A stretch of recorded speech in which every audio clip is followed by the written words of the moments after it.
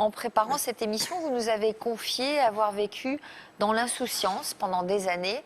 À 51 ans, quel bilan tirez-vous de votre vie?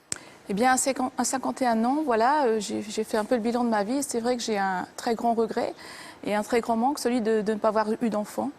Et c'est quelque chose auquel je pense assez quotidiennement, voilà.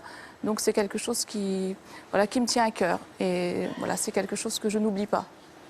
Que vous regrettez? Oui, je regrette de ne pas avoir eu d'enfant, oui.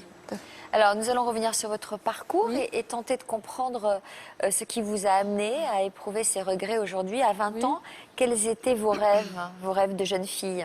Mais à 20 ans, j'étais une élève studieuse, donc ma priorité, c'était avant tout de réussir mes études. Donc je ne sortais pas beaucoup, j'étais constamment dans mes livres, dans mes études, dans mes examens. Qu'est-ce que vous faisiez comme études? J'ai fait des études d'anglais à l'université et ensuite j'ai passé un concours pour devenir enseignante. Et donc c'est vrai que j'étais assez solitaire, j'avais peu d'amis, je n'avais pas du tout de vie sentimentale.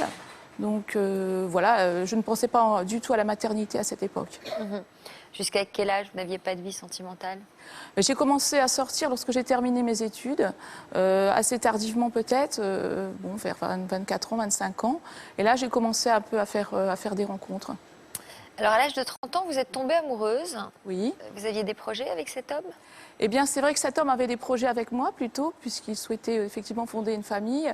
Moi, je souhaitais envisager une relation avec lui durable, mais je n'étais pas encore prête à avoir un enfant avec cette personne. Pour moi, c'était trop tôt et je n'étais pas encore certaine que c'était la bonne personne.